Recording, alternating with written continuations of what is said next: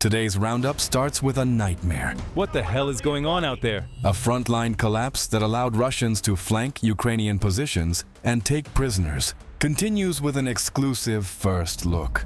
Why the world's best tank became easy prey, and how Australian Abrams handled their first hell in Pokrovsk. They never told us the armor was missing.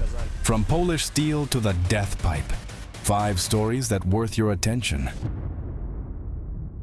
This is the hard truth of war, the real cost of survival. Stay with us till the end. Let's go. This is a nightmare in real time. Ukrainian fighters, stripped of their weapons and armor, are being marched away by the enemy. In this war, being captured often means a death sentence. What caused this frontline collapse? How did the enemy end up in the Ukrainian rear unnoticed? Today, we're breaking down the chain of events that led to this trap and the desperate high-stakes gamble to bring these boys back alive. This is how it happened. A few dozen meters away, in roughly 50 to 100 feet, silhouettes slowly emerge from the fog.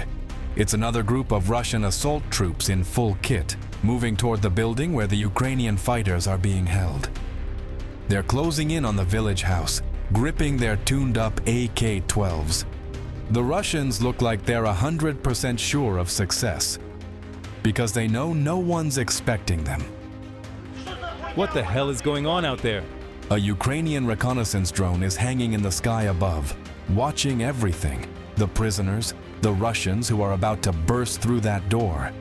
But due to lost comms, the commander watching it all on his screen can't warn his guys about the danger closing in.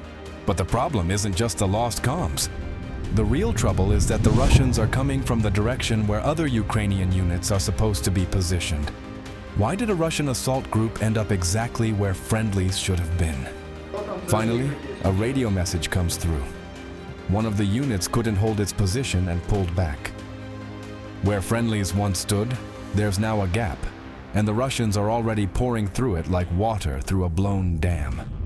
For the Ukrainian units scattered across the village and its outskirts, that's a death sentence, because they're convinced the front is ahead of them, when in reality it's already passed right through them.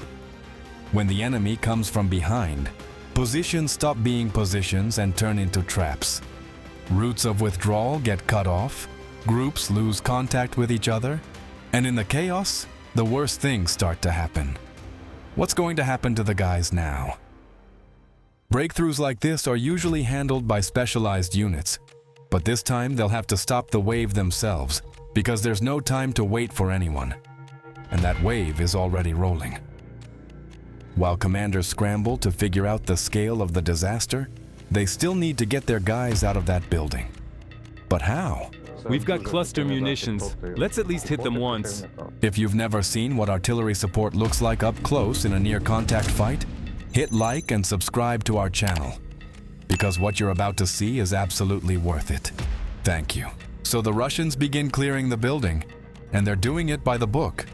A grenade goes into the shed next to the house, then another. The Ukrainian soldiers inside the house are next, but in the next moment, help suddenly drops in from the sky. A godsend. The trick works, because 2 Russian assault troops break and run away from the house. While the Russians are moving across the field, the Ukrainians manage to get an FPV drone in the air, and it runs them down. But you're probably wondering, how safe is it to call in artillery when your own guys are right there? Here's the thing. Cluster munitions are extremely effective against enemy infantry, even when they land close to your own positions. But only if your fighters are under cover, and the enemy's fighters are out in the open. And you've got to admit, giving that order takes serious guts. Drop a comment below. Would you have made that call if you were confident in your artillery crew's skill?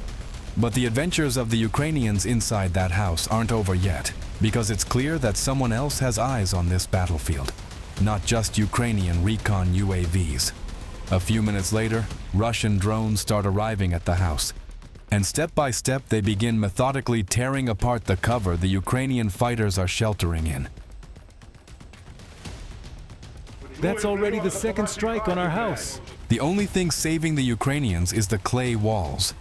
Turns out, those old houses built from clay 100 years ago absorb shrapnel better and hold up against blast waves far more effectively than modern brick buildings. This clay shack took 30 FPV hits. Yeah, some walls collapsed, there are wounded, but all the guys are alive, all 6 of them.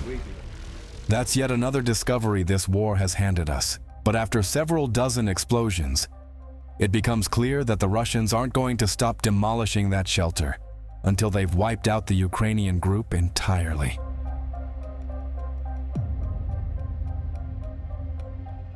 Under cover of a smokescreen, the fighters break out of the building and make it to a neighboring house.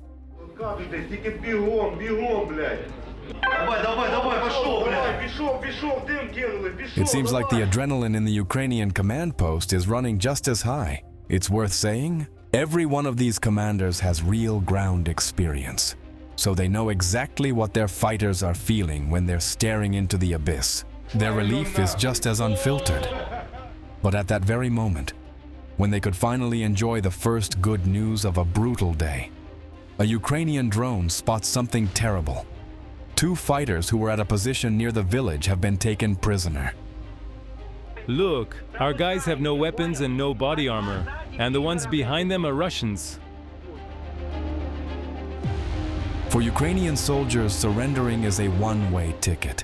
Either they would be killed after, or exchange process may be delayed for years, with them being kept in Russian prisons. So once again, the Ukrainians are faced with an impossible decision: to save their own. A heavy lift drone capable of carrying a serious explosive payload is sent up into the sky. Here's what happened next. The Ukrainians wait for the convoy and the prisoners to stop. But everything turns out to be far more complicated than expected. There's one of ours and a Russian right next to him, and there's the second one of ours. The whole group is moving together, so the drop timing and the exact release point are calculated with extreme precision. Don't drop on the signatures. Left to go more left.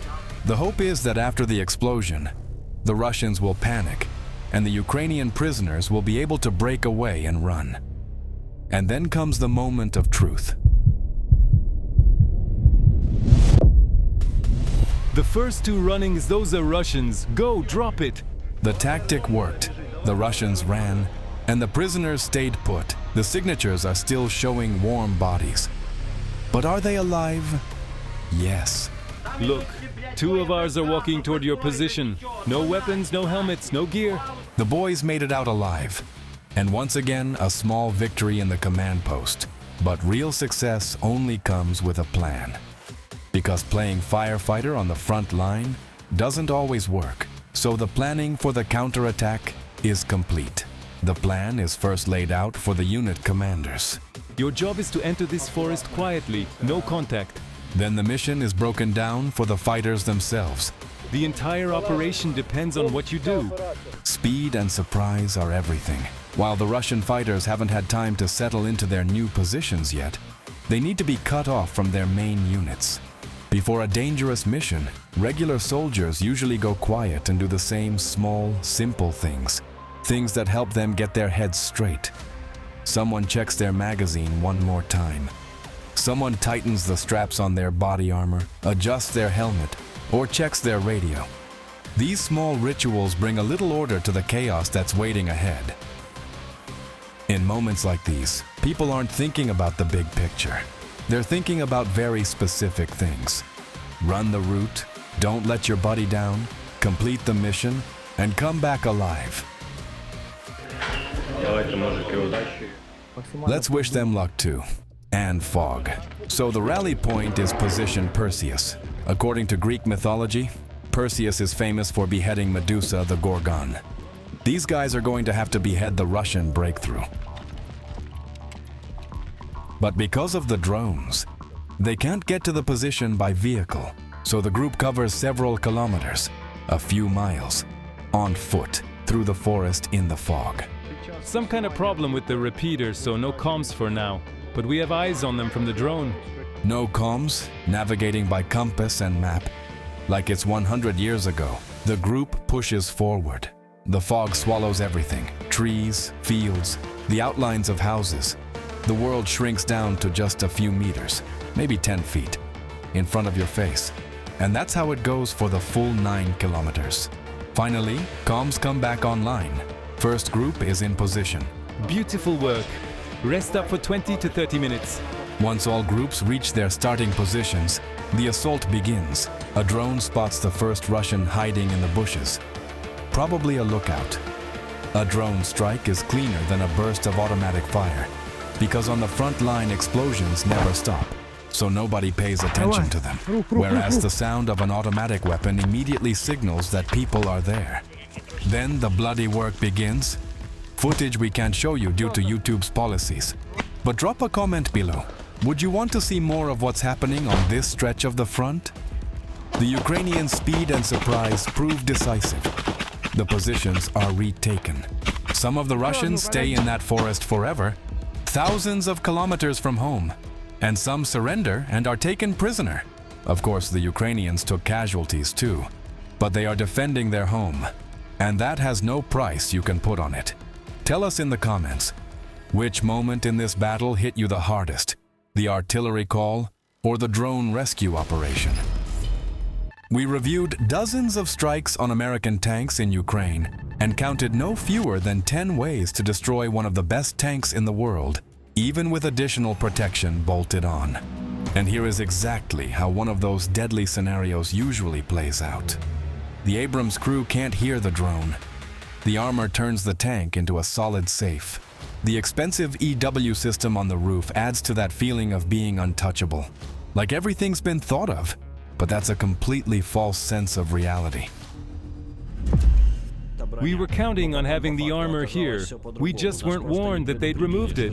This Ukrainian tanker is talking about the depleted uranium armor that isn't fitted on the Ukrainian version of the Abrams. So Donbass, where the Abrams made its combat debut in early 2024, became its Armageddon. American tanks haven't taken a beating this hard since World War II. If they'd informed us earlier, we could have fitted Contact 1 in time and saved both the vehicles and the personnel. What's wrong with the Abrams armor package for Ukraine? Why does even the add-on protection fail to save them? And would the classified depleted uranium armor have made a difference? You're about to find out. And then we'll get into the new protection solution that American tankers came up with themselves, because they've been watching the same footage you're about to see, very carefully. Fair warning though, there are a lot of destroyed American tanks ahead. A lot. If the hard truth doesn't scare you, hit that like button, so this video reaches as many people as possible. Thank you. So let's start with a secret that's over 40 years old. The Abrams really does have a special armor variant that incorporates depleted uranium, but that doesn't mean the tank is made of uranium. DU armor is a multi-layer sandwich of steel, ceramic, and other classified components, with depleted uranium plates sitting inside that sandwich. But no country in the world that operates the Abrams has the DU armor version, so it's no surprise Ukraine didn't get it either. So what armor does the Ukrainian variant of the Abrams actually have? Instead of the classified depleted uranium inserts, the armor package uses a combination of ceramic, steel, and tungsten. That's the standard configuration for all export Abrams variants, essentially an analog of the Chobham Burlington armor. So how does it hold up under fire? If an ATGM hits, the missile punches straight through the tank, enters the turret from the driver's side, and exits out the other side. An anti-tank missile is a serious piece of hardware. The Russians claim that in this footage, a Russian T-72B3 is firing exactly that kind of missile. However, that can't be confirmed due to a rough cut in the edit. But based on the nature of the explosion, it's safe to say this is an anti-tank missile, most likely fired from an ATGM system of the Cornet type. Anti-tank missiles carry a tandem-shaped charge warhead. The first charge detonates the ERA, if there is any, and milliseconds later, the second charge punches through the main armor with a jet of molten metal. But what happens when there's no ERA at all? Without explosive reactive armor, a tandem anti-tank missile becomes even more lethal because the armor takes a double hit with nothing to disrupt it. By design, the Abrams should be able to absorb that hit. Oh no, its armor no longer meets modern battlefield requirements. That's exactly why the Ukrainians started fitting Contact 1 ERA. They were counting on it heavily, but those hopes burned away like smoke after a shot. If you're already subscribed to our channel, you've probably seen the video where Ukrainian tankers walk through exactly how they bolt those Soviet-era blocks onto American armor. So we'll save your time and skip over that here. But if you haven't subscribed yet, do it now, so you don't miss our videos covering how Western weapons actually perform in real combat conditions. So with Contact 1 in the picture, the Abrams battlefield survivability seemed to improve. But the Russians quickly figured out a new way to kill American tanks. Drones, the curse of this war. But a drone carries a smaller shaped charge than an atgm. So why is it actually more dangerous than an anti-tank missile? Here's the thing. An anti-tank missile flies up to 5 kilometers along a laser beam, which means the tank has to be in the direct line of sight of the operator. Those conditions don't come up very often. On top of that, on Russian atgms, the gunner can't redirect the missile into the rear or the roof if the tank is facing them head-on. In other words, where the missile hits depends entirely on how the tank is positioned, and if it strikes the frontal turret armor from long range, there's a real chance the Abrams will take the hit and survive. But a drone has none of those limitations. It flies for many kilometers, and the operator, sitting safely in the rear, can choose exactly where and when to strike. While the frontal turret armor of the Abrams handles a drone hit just fine, if the strike lands on the turret roof, where the armor is thin, there are no chances. Drones swoop down like vultures from the sky and can tear an Abrams apart in literally just a few minutes. An experienced operator can even thread a strike into the gap between add-on protection blocks. So how do you defend against this? The stopgap solution was protective netting, which stops the drone at a safe distance from the armor. But experienced operators work in teams. First they tear through the net, then they send the next drone straight through the hole. So EW systems became the better answer. The thing is, drones are controlled over a radio channel, but when a drone enters an EW jamming zone, instead of a clear picture, the operator sees this. The interference stops operators from guiding drones into the Abrams' most vulnerable spots, or the drones lose the signal entirely and drop. But that advantage didn't last long. A different type of drone appeared on the battlefield. This little killer's flight doesn't depend on radio waves at all. Trailing behind it in the air is an almost invisible fiber optic thread, stretching 10, sometimes 20 kilometers. It's thin and nearly transparent, but tough as a nerve fiber. So the operator sees his target perfectly, even right next to an EW system. Right now, the Abrams on the battlefield is like a mammoth that knows its time has passed. First, a recon UAV appears in the sky, hovering high above the battlefield, patiently looking down. To it, a tank is just a large, warm machine visible through the trees. Once the target is found, the hunt begins. Fiber optic strike drones go up into the air. They fly low to the ground, hugging tree lines, hills, and ruins. Sometimes there are several of them at once. The operator takes his time and carefully searches for a weak point. He knows the frontal armor of the Abrams is extremely tough, so the drone doesn't go for the front. His targets are the turret roof, the engine compartment, or the rear hull. The armor there is far thinner. The goal? Immobilize the tank. While the Abrams is absorbing hits, the crew has time to bail out and take cover. The final seconds of a tank's life look almost identical every time. So would the classified depleted uranium armor have saved the Abrams? Each DU armor plate is 19 millimeters thick, which is equivalent to 40 millimeters of conventional armor. Each armor package with DU armor has a thickness equivalent to 900 millimeters of rolled homogeneous armor. But they're only fitted to the front of the turret, specifically on these cheeks. Why?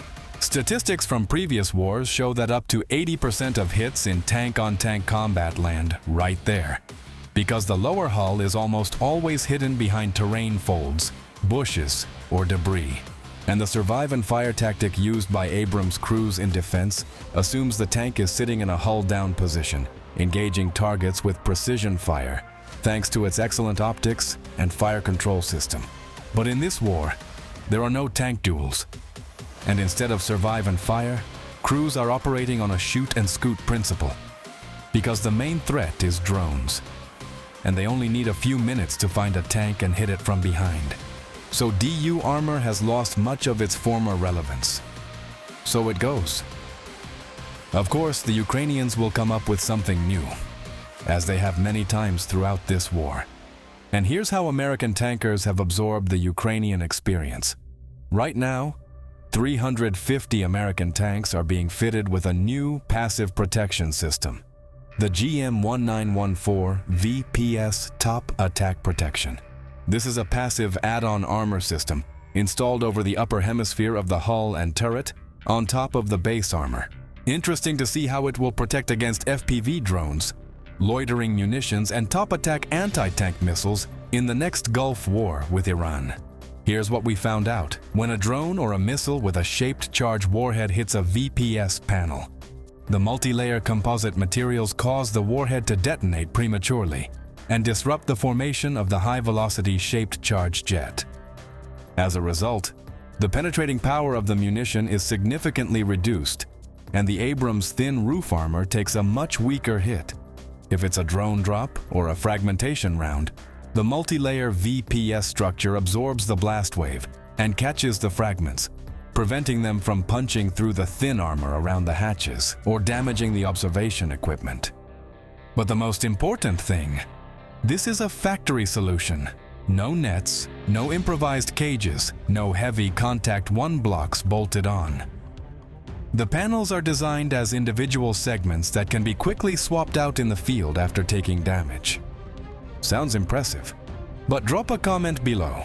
Will this new VPS Top Attack Protection System make the Abrams great again and redefine its role in the war with Iran? Either way, we want to hear what you think.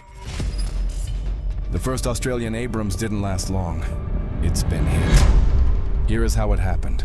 In these frames, you see a Ukrainian column with Abrams tanks that just arrived from Australia, daringly heading through a narrow bottleneck to storm the outskirts of Pokrovsk. How did they work up the nerve?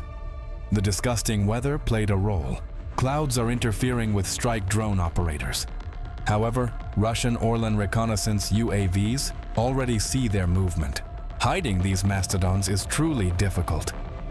Ahead of the tanks rides a mine-clearing vehicle based on the Abrams. It's almost a tank, just without the gun. However, an M2 Browning 50 caliber machine gun is mounted here for self-defense. Following behind are two Australian Abrams. This is their first battle in Ukraine. Bringing up the rear of the convoy are an M2 Bradley and two M11-17s. They are carrying the infantry, meaning this is a purely American assault from the standpoint of hardware. And this assault also looks as if the Ukrainians are checking whether there is still a place for tanks in war. But you've already seen what usually happens to hardware in the gray zone. However, because of the Australian Abrams, let's call this offensive. The kangaroo leap. How will it go this time? Why is the Ukrainian command taking such a crazy risk? Who among them will not return from battle? Right now, you'll see everything and understand everything. But first, hit that like button and subscribe to the channel, which we need to appease the harsh YouTube algorithm. Let as many viewers as possible see this story, and let's head to the battlefield together with the crews. So first, the hardware leaves cover. It's not excluded that Russian scouts are also watching this video, so the Ukrainians are not demonstrating the permanent basing locations of their Abrams and APCs. All participants of the show gather into a column on the highway leading to Pokrovsk. The main goal is to reach the outskirts of the city and dismount the infantry, who will then hold the bridgehead. The sky is clear for now. Therefore, the main danger lies on the ground. It's PTM-3 mines that are scattered everywhere here. The Russians deploy them remotely with the help of MLRS cluster shells. When a tank or APC approaches, the mine's magnetic sensor triggers, and the shaped charge punches through the belly or destroys the running gear. The mine plow in front of the M1150 is capable of withstanding several dozen high explosive blasts. But a shaped charge weighing 1.8 kilograms can burn through it and damage it on the very first hit. However, for now, everything is going according to plan. Mines are exploding, but the convoy is moving. Let them bark, the kangaroo keeps hopping. We have time to explain a bit about the main striking fist of this convoy, the Abrams tanks provided by Australia. It turns out, they differ significantly from the American version. The Australian Abrams run exclusively on diesel fuel. It's unlikely this required significant engine modifications, since the powerful Honeywell AGT-1500 gas turbine power plant is multi-fuel and capable of operating on various types of fuel, including JP8 aviation kerosene, gasoline, and diesel fuel. Most likely, it's about fine-tuning the algorithms flashed into the digital electronic control unit. Why then was the delivery of the Abrams to Ukraine delayed?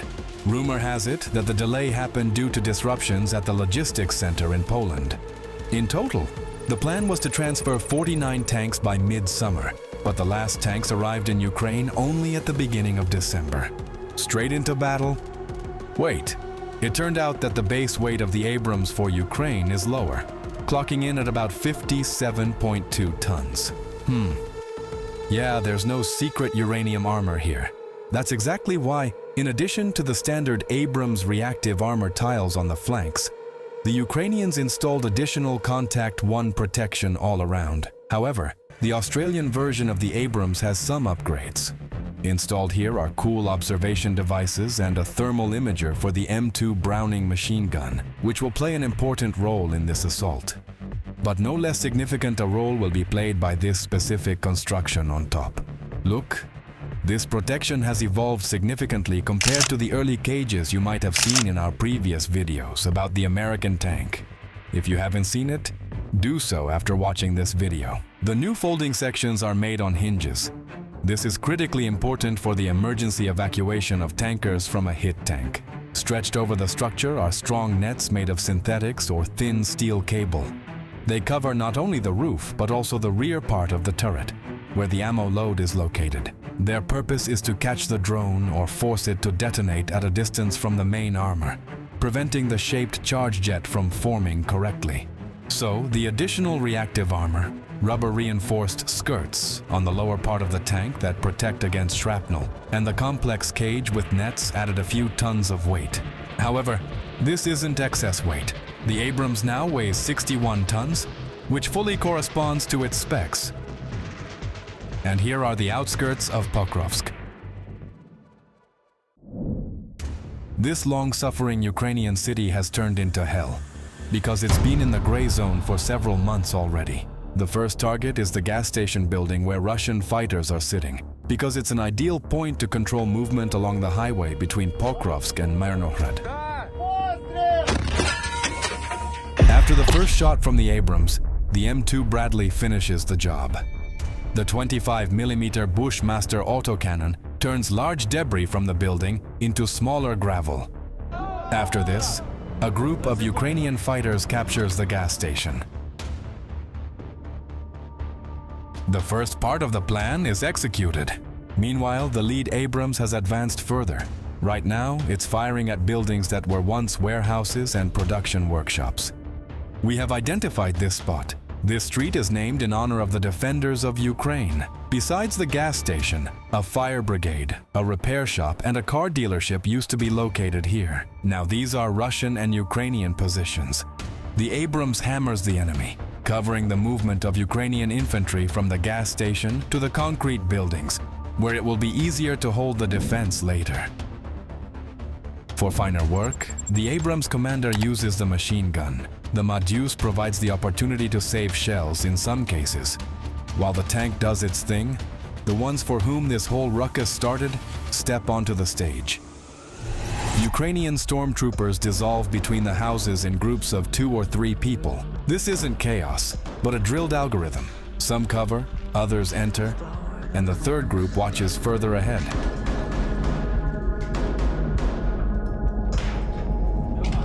Windows, sectors, corners, everything is under control. Comms with HQ are normal. there's enough ammo, as long as it lasts until the next rotation, because it's unknown when that will happen. Meanwhile, another Abrams takes the first hit from an FPV drone with a shaped charge. The Abrams is immobilized. It's a pity. Now they'll turn it into mincemeat, or send it to Red Square near the Kremlin. Fortunately, the crew wasn't hurt. The tankers managed to abandon the vehicle before the next drone arrives. Even immobilized and without a crew, the Abrams continues to attract Russian drones. Meanwhile, having received the order to pull back, the other vehicles return to the highway and head to base. The kangaroo leap is finished. You saw the baptism by fire, and the first loss of the Abrams that arrived in Ukraine from distant Australia. But this is far from the first demise of an Abrams in this war, and not the first time American armor saves the crew. Here are the wildest cases. This Abrams took 12 hits. Russian drone operators got tired of trying to kill it. However, the American Mastodon withstood everything, so the crew left the vehicle unharmed. The absence of blood inside points to this, and this Abrams stopped after meeting as many as 6 drones that bit into its armor simultaneously. The crew waited a long time to get out because the Russian drone operator wanted to kill specifically the tankers, but he didn't succeed. Because drones also aren't eternal and have limited battery life. The crew is alive, that's the main thing. But how many Abrams died in this war? So Ukraine received a total of 80 M1A1 Abrams tanks, 31 from the States and 49 from Australia. At least 20 tanks from the first American batch were destroyed. You just saw the first destroyed Abrams from the Australian batch. Is this a lot or a little? Write your opinion in the comments. However, this doesn't mean that Abrams tanks are a punching bag. Perhaps the best combat tandem of this war can be considered the Abrams and M2 Bradley. These are frames of a textbook assault with their participation. Pay attention that infantrymen are not taking part in the mission. This means that a random bullet or shrapnel won't find its victim, but will simply bounce off the armor. The final shot from the 120mm cannon puts an end to this battle. Mission accomplished. Poland gave Ukraine more krabs than it kept for itself. Nearly 54 units, brand new, straight off the production line. And that was no act of charity. In this video, you'll find out what Polish weapons are fighting in Ukraine and how they've performed in real combat, what the fighters themselves think about them, no sugarcoating, and most importantly, how a little-known arms-producing country turned someone else's war into a ticket onto the world stage. Let's start with the main weapon of this story, the Polish self-propelled howitzer, the krab. The most was 18 quick ones we worked through. How did Poland create its own NATO standard SPGs? And how did they give Ukraine most of the units they had? What about the krabs impressed the Ukrainian artillerymen the most? The electronics here? Honestly, words fail me. It's the best there is. But what spoils the idyllic picture and could put the crew in danger? There are some slight nuances to it. What other weapons did Poland use to strengthen the Ukrainian military? From armored vehicles to SAMs. And why is this profitable for the Poles themselves? The Polish krab SPGs have been destroying Russian invaders in Ukraine since the beginning of summer 2022. Mostly it's manpower we deal with, advancing infantry. Tanks happen too. Our commanders said we targeting Soviet peon, but then they said it was a North Korean koch. Why did Ukraine need help specifically with artillery so badly? The Ukrainian military had many artillery systems in service produced back in Soviet times. Most of them were already obsolete. But most importantly, the shells for Soviet calibers were running out. The Poles were among the first to come to the rescue. Did Poland have a surplus of artillery systems? Not at all. The krab SPGs were a brand new model of weaponry, and their serial production had only just begun. Nevertheless, the Polish government handed over 3 batteries to Ukraine at once. A total of 18 units.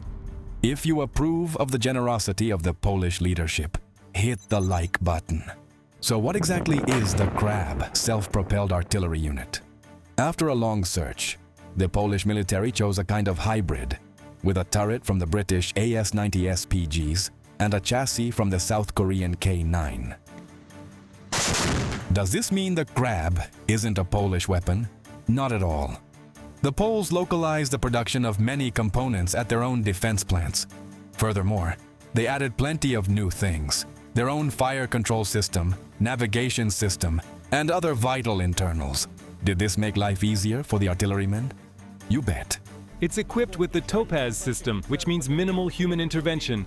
A senior battery officer or commander enters the target on the vehicle's computer, and it's all automatically transmitted to the guns he selected for the task. We arrived. The vehicle determined its own position and coordinates. I sent the point, and I can already work from this firing position in different directions, since the turret rotates 360 degrees. How does this automation affect combat work? First, it radically reduces the time needed to prepare for opening fire. If the system is running and the weather conditions are normal, literally 1 to 2 minutes. Back in the day, on Soviet systems, there would be this huge book called the firing table. To make a shot, we'd sit and calculate for 5 or 10 minutes how to finally fire, and then we'd still be correcting that fire because you can't just eyeball it. You blast it in that direction, and then wait to see where the burst is. These systems are easier. They're more automated. They calculate everything automatically. They already have firing tables for every type of munition built in, and so the machine does it itself. Of course, the machine is far from doing everything alone. But compared to Soviet-style self-propelled artillery, the capabilities of the KRABs are simply fantastic. Onboard computers calculate the necessary parameters in a matter of seconds. It will show me whether we can reach with this shell, and it'll tell me which powder charge to use. I send the coordinates to the gunner's computer, and he uses those coordinates to lay onto the target. Ease of calculation is fine. But what about the result? Standard unguided shells aren't even theoretically designed for first shot hits. In practice, they rarely hit on the second shot either. But not the KRAB. Ukrainian artillerymen describe it as an exceptionally accurate weapon. One shell lands 15 to 20 meters from the target, the second shell, dead on.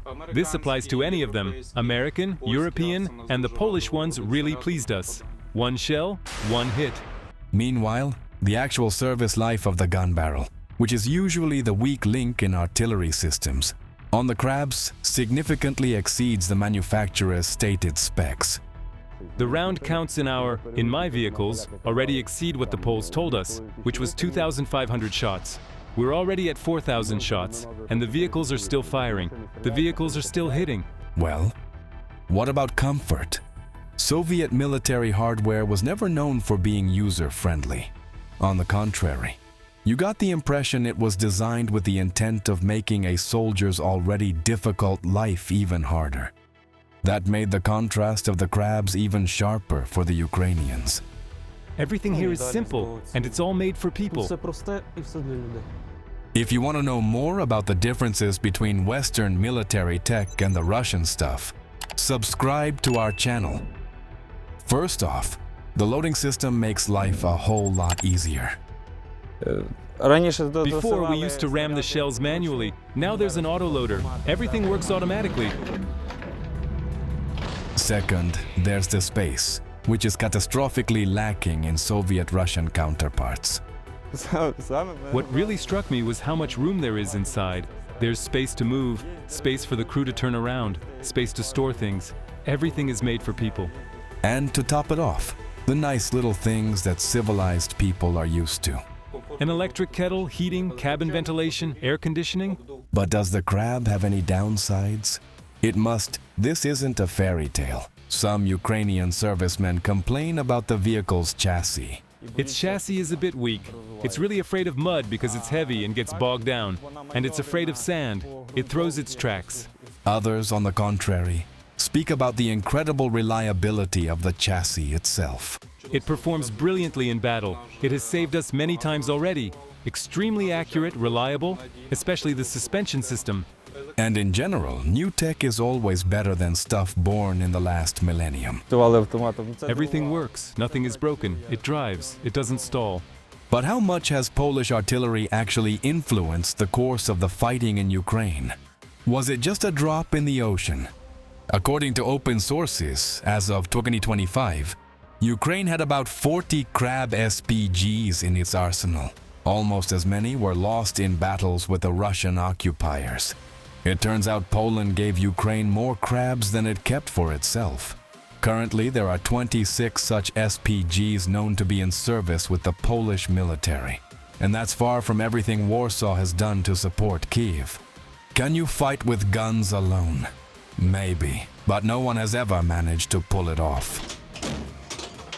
Heavy artillery works from the depth, from the near rear. But what about the infantry on the very zero line? They also need fire support, mobile and flexible.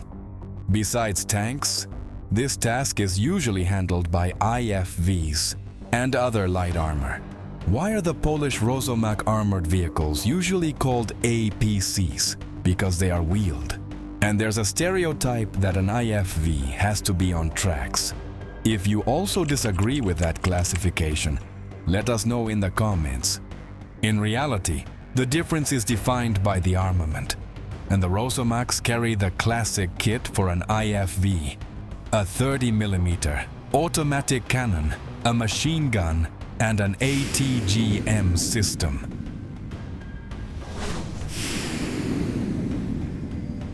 Does this vehicle look familiar to some of you? You're right, it's a licensed copy of the Finnish Patria, with production localized in Poland. They built them for themselves, and now they're building them for Ukraine too. How many have been made so far? Currently, it's known that the AFUs has up to 100 of these IFVs.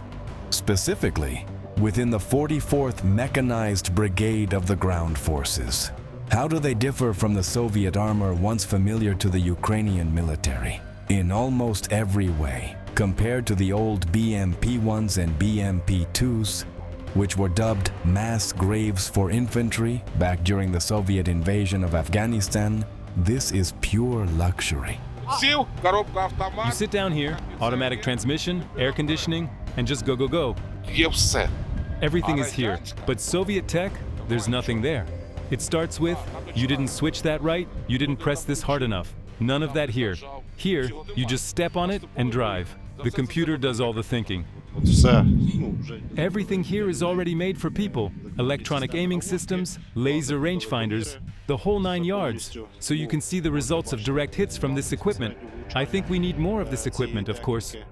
The class of armored fighting vehicles in the modern world is very broad.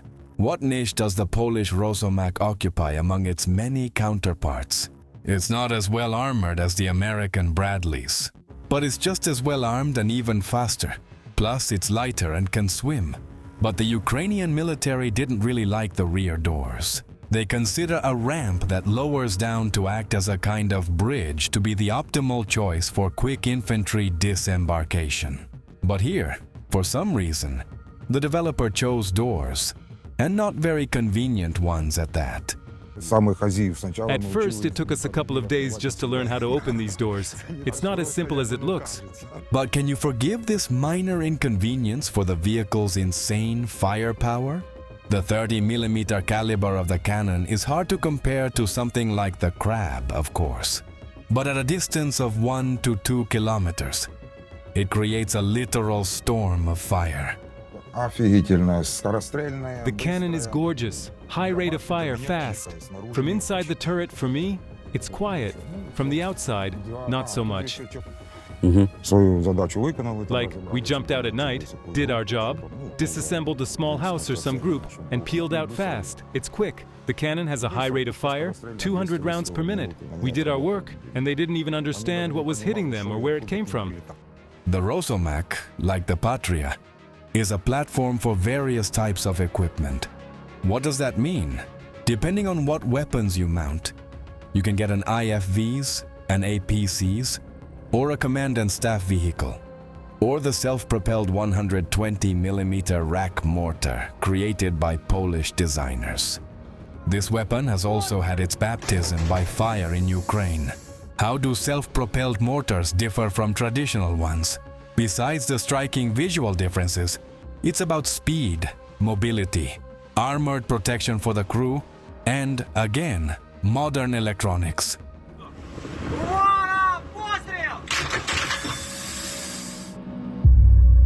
And the Polish racks fire almost twice as far, up to 12 kilometers.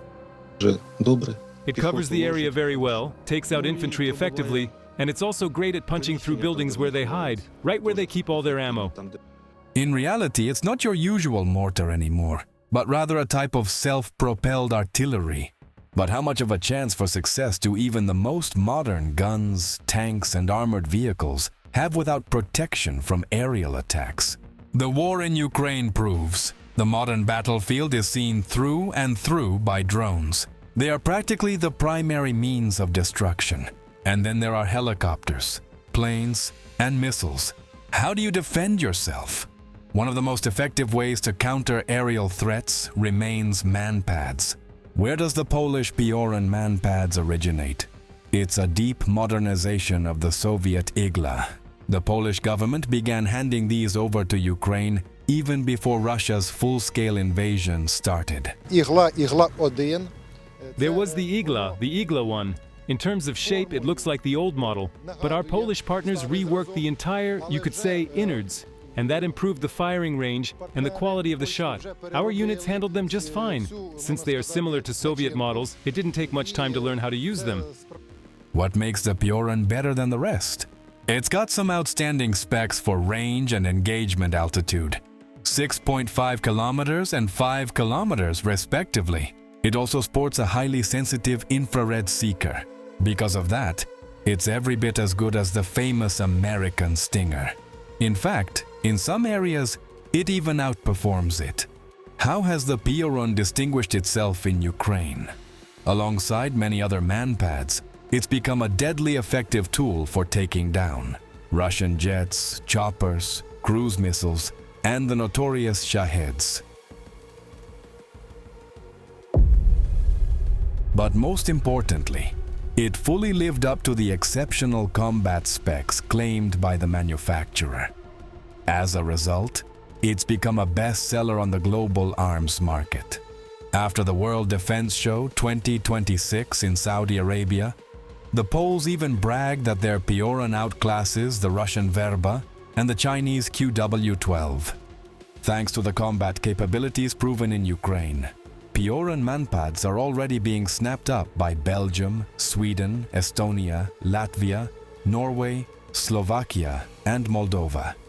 Even France, which has its own Mistral manpads, wants to buy the Piorun, both for itself and for Ukraine. So, what's the bottom line? It's a bit of a paradox. For until recently obscure arms manufacturers like the Poles, helping Ukraine turned out to be very good for business. For 2 years, the front line near Kupiansk held like a taut string. But suddenly everything blows up. The Russians unexpectedly break through right into the city. My call sign is Uran. Right now I'm in Kupiansk, in the center of the city. Putin announces the complete capture of Kupiansk and invites Western journalists to the city. Is this true? You see footage that confirms it seems to be so. But a few days later, Я привітав хлопців, дякую кожному підрозділу, всім, хто б'ється тут, всім, хто знищує окупанта. This video refutes Putin's words about the capture of the city. But Putin claims that this video is a fake. Yet you see the footage that it is the truth. Kupiansk. We are in Kupiansk.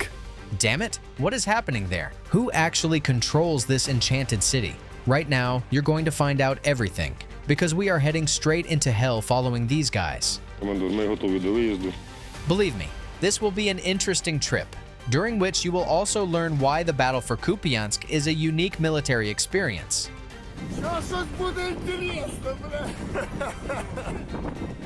So smash that like and subscribe button to support us, so more viewers will see this video. So let's start with the Russians' unique operation to capture this city. After all, Ukrainian forces managed to create a fortress here. No, these aren't stone structures and not castle walls with boiling pitch. We are talking about fortifications of a new generation. What do they look like? On the outskirts of the city, Ukrainians built deep tunnels and metal bunkers for infantry and observation posts capable of withstanding strikes from glide bombs and heavy artillery. The length of this dugout is 70 meters. Underground, there is room not just for infantry, but for artillery too. The fighters here practically live together with the guns and ammunition. Even MLRS crews hide underground. They give us coordinates. We choose a suitable firing position, drive out, aim, and work the target. Part of the defensive fortifications is also located directly in the city. These are buildings and basements. But the Russians aren't wasting time either. They also have underground structures on the approaches to Kupiansk. In our area of responsibility, there is a Russian position where a gun drives underground, and then a BMP drives out from under the ground. Basically, there's a real underground parking lot there. However, the movement of any equipment on the surface is instantly detected by reconnaissance UAVs circling very high up. And then comes an FPV. Boom, and you're in the sky meeting your ancestors. Every key defensive point of the Russians and Ukrainians has its own electronic warfare assets, but to destroy equipment, both sides actively use strike fiber optic FPVs. The whole city and its outskirts are shrouded in a web of fiber optics. As for the infantry, they have a chance. Lone Russian infantrymen manage to cross the river unnoticed to get into the city. Then they change into civilian clothes and wait for their own. But such accumulation tactics are dubious because the Ukrainians manage to detect and destroy them, either with the help of FPVs or during raids by capture groups. A stalemate? Yes. To break the defense, the Russians need to launch a mass assault with the laying of pontoon crossings, but this is impossible. Look, this is the Oskil River. It's a strong natural obstacle. We destroyed the central bridge. The Russians are trying to move closer so they can build a pontoon crossing to reach our right bank. But we won't let them do that. The fact is that the main part of Kupiansk and the dominant heights are under the control of the AFU on the right bank. This allows the defenders to effectively shell the forces advancing on the low-lying left bank.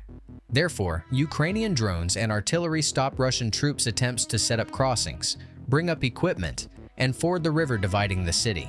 So, what do the Russians come up with? A gas pipe.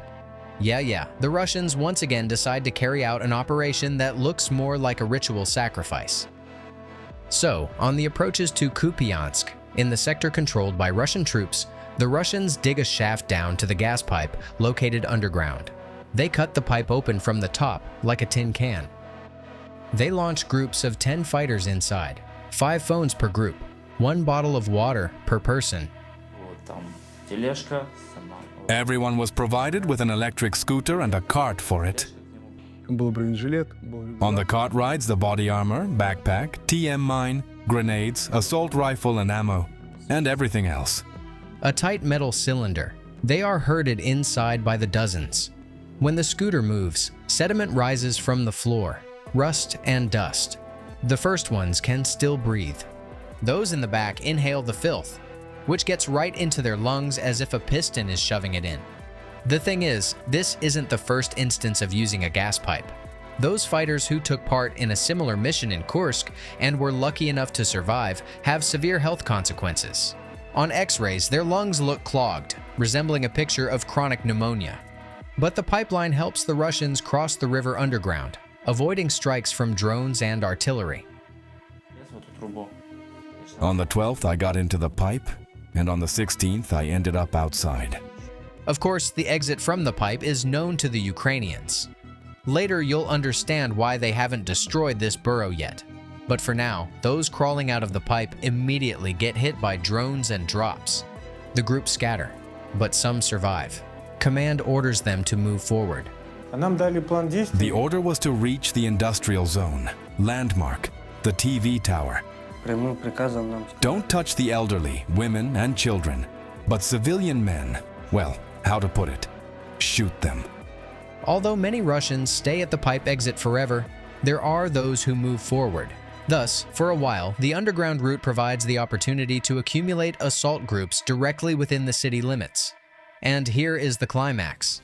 At some point, the Russians occupy buildings in the city center and spread the corresponding videos. Putin is informed that Kupiansk is captured, but he isn't told that Russian units might end up encircled. Look at this map. Likely, the Russian military is counting on a defense collapse and panic among Ukrainian units. That's why they are taking such a risk. But the collapse didn't happen. Watch what happened next. First, Ukrainian units break through to the Oskil River north of Kupiansk to take control of the adjacent forests and villages. Ukrainian units act fast and hard. Under the cover of fog, the forests are cleared meter by meter.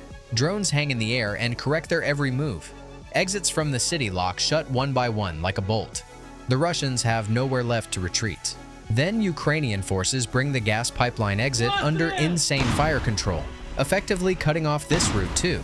Every attempt to emerge from underground is spotted and covered with dense fire. Now the pipe isn't a road of life, but a road of death. Russian units in the city find themselves in operational encirclement. Roads are blocked. The underground path is closed. The city is squeezing around them. Next begins the third stage of the Ukrainian operation, clearing the city. This is the hardest and dirtiest work. Entrance by entrance, floor by floor. Drones peek into windows. Assault groups go in right behind them. Many Russians end up getting captured. I was lucky to get captured, because after a drone drop I was wounded. I asked about evacuation, but the commander said evacuation is impossible. After a few more days of the counterattack, Ukrainian fighters regain control over the city center. The Ukrainian flag is raised over the city administration building again, and this video is definitely not a fake. At the time of making this video, isolated Russian units remain in the city, trying to get supplies exclusively using heavy drones. But these attempts are also shut down by Ukrainian defenders. So the fighting is still going on. And every day the Russians herd a new batch of soldiers into the pipe, hoping for success.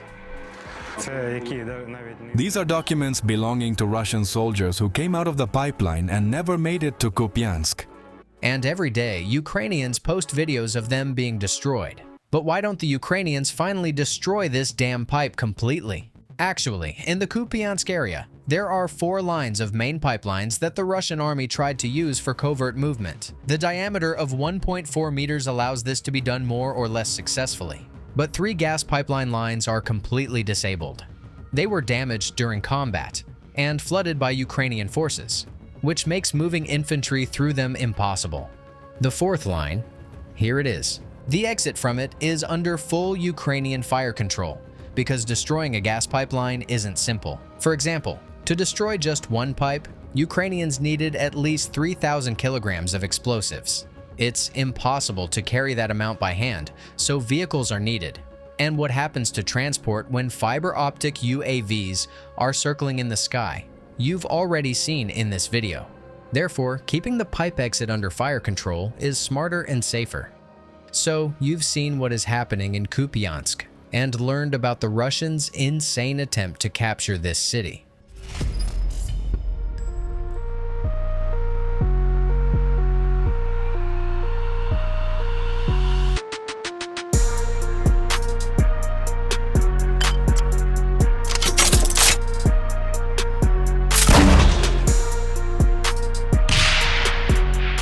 Welcome. This is a special episode where we're talking about grenade launchers. Small ones and big ones. Enjoy the watch. And walking us through them is Serhiy, an operator with the Special Operations Forces. Good to see you. Glad to be here. Tell us what we're looking at right here. This is the Heckler and Koch GMG, made in Germany. It can be mounted on a vehicle or run in a static position. Usually a 2 to 3 man crew. A lot of people see it from a distance and confidently say, "Come on, that's not a Heckler and Koch." That's an MK-19. Looks similar, right? It's similar in terms of performance, yeah, but there are plenty of differences. For starters, the tripod is lighter. The launcher itself weighs 29 kilograms. That's about 64 pounds. The tripod adds another 10 to 12 kilograms, roughly 22 to 26 pounds. That matters when you're the one dragging it through mud or hauling it into a tree line. Do these Special Operations Forces specifically work with the Heckler, or is that just what happened to be available? We've got both, the GMG and the Mark 19. They shoot the same 40mm grenades and deliver comparable effects downrange. Personally, I find this one easier to work with. I'm used to it.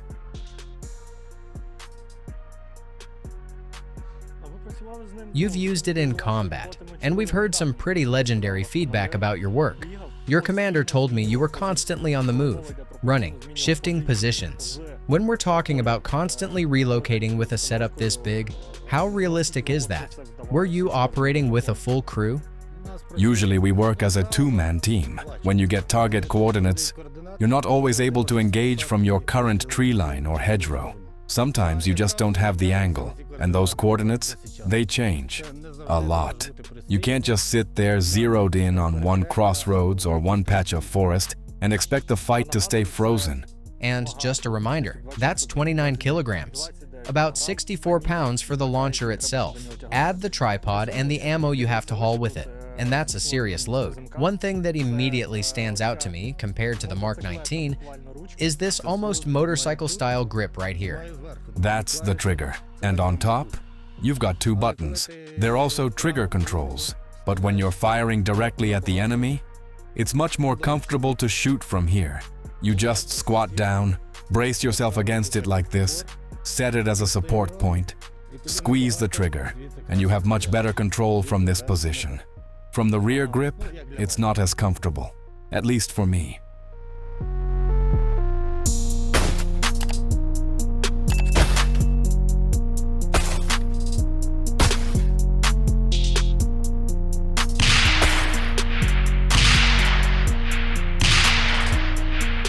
How delicate is it?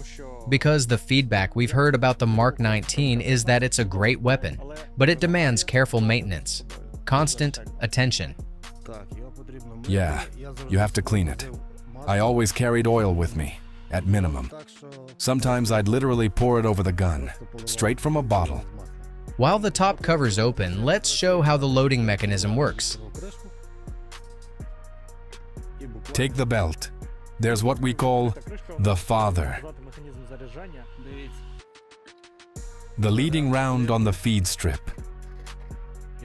You guide it into place right here. Close it up.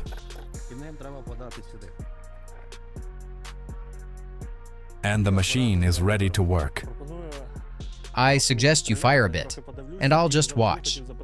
And something I've always wanted to ask from the very beginning. This operator's handle here, is that mainly for easier traverse? Or what's its purpose? It's for easier traverse, yes, but it also works like a stock. You stand like this, brace it against yourself, lean into it, and you can control the weapon. Up and down, left and right, elevation and direction. So it's almost like a shoulder stock. More of a support feature? Exactly. You guide it like this, side to side, adjust here, and it's much easier. The launcher rests against you instead of you fighting against the launcher. Let's send a couple, one by one in that direction. Shot.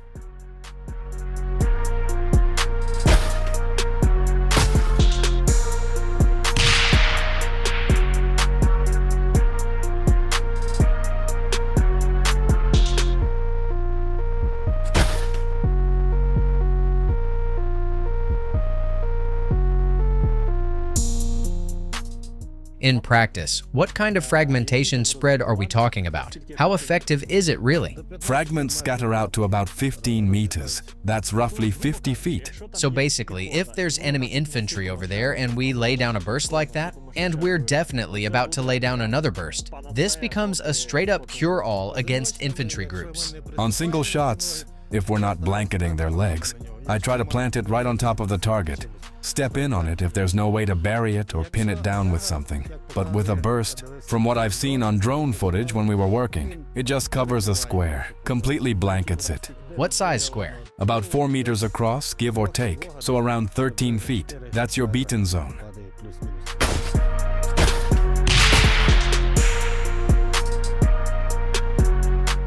I'd also like to take a look inside to understand what kind of magic lets this thing spit grenades like that. Let's clear it and do a partial disassembly, if that's possible and not too complicated. Yeah, okay. So it is possible, and not that complicated, turns out.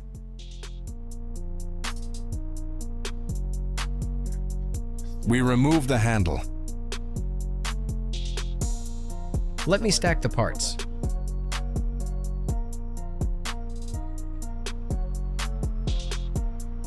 Open this cover. Remove this rod.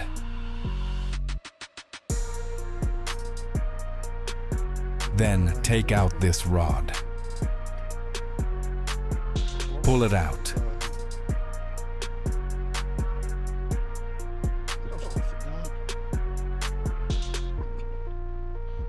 Press here.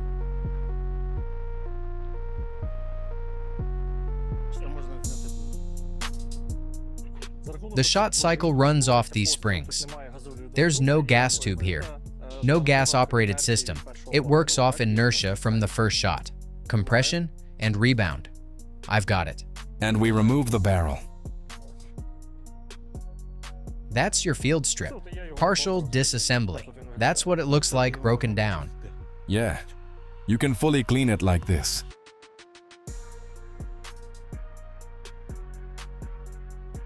I'd honestly like to lobby for improving the lives of grenade launcher crews, whether it's Heckler and Koch systems or the Mark 19, so it's not just one guy hauling the receiver and another dragging the tripod. Break it down properly. One person carries this component, another carries that one, because let's be real, how much does this part weigh? About 5 kilos probably. That's roughly 11 pounds.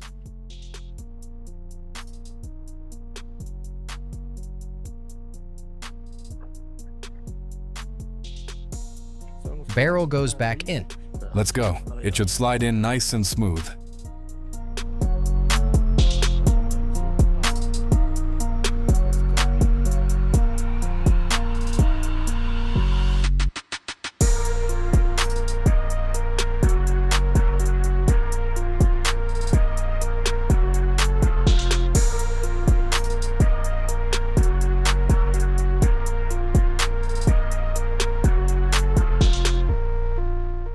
Now we set the handle back. Final cord. Locked in, ready for work. Yeah, ready.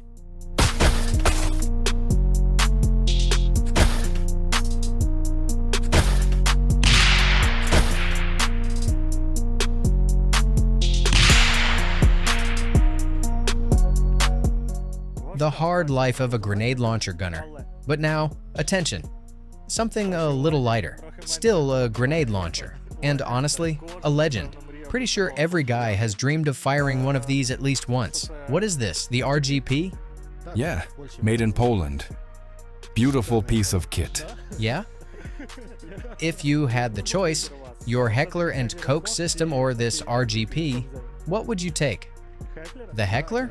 Yeah, I'm used to it already. But that thing is heavy. It's fine. Serhi, sometimes you've got to step out of your comfort zone.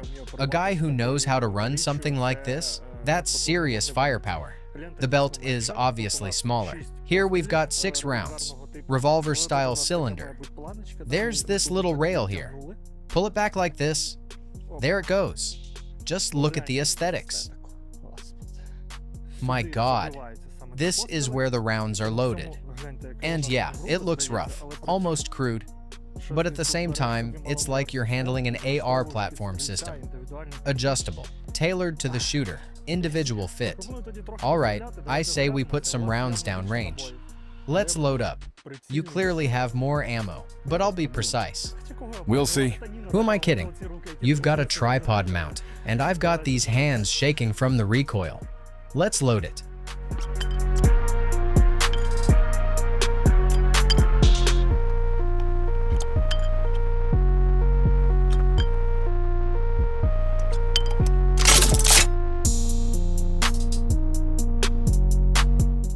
Attention. Shot.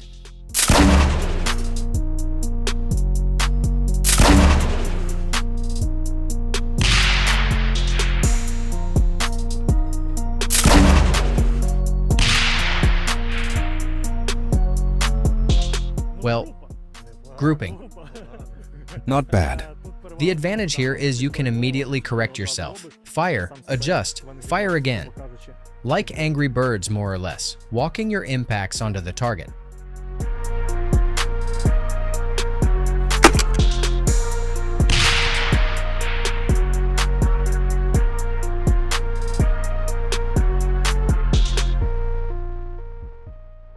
Now let's compare accuracy. Let's try laying it down with yours.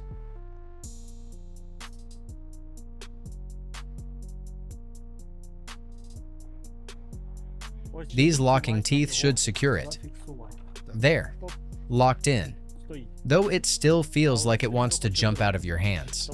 That's why you need the ammo box here, right? And it's ready to fire.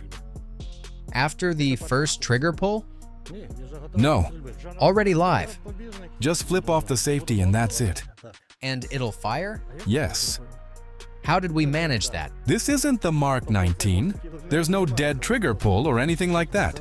It's already hot. Just take off the safety. No second chances. Ladies and gentlemen, if you've been running the Mark 19 before, be very careful with the heckler and koch. That first round sitting in there, the moment you drop the safety, it's going straight downrange. Exactly. And you've already dialed everything in for me, right? I'm just adjusting it down to the lowest setting based on your setup. All right. Burst incoming. Let's do it classic style. God willing.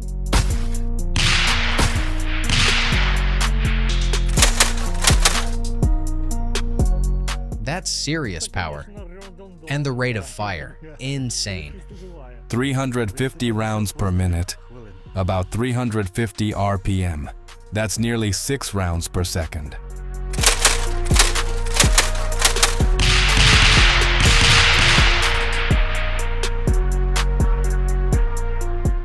So, how do you like it? If I had to choose between the two, I'd take the Polish launcher. But purely so, I'm not stepping into your territory and making you jealous. So I'll just take this one. Serhiy, I honestly can't imagine the conditions you're working in right now, whether you're behind this launcher or that one. Respect to you for that, and thank you for the time, and for breaking down how all of this actually works. Thank you.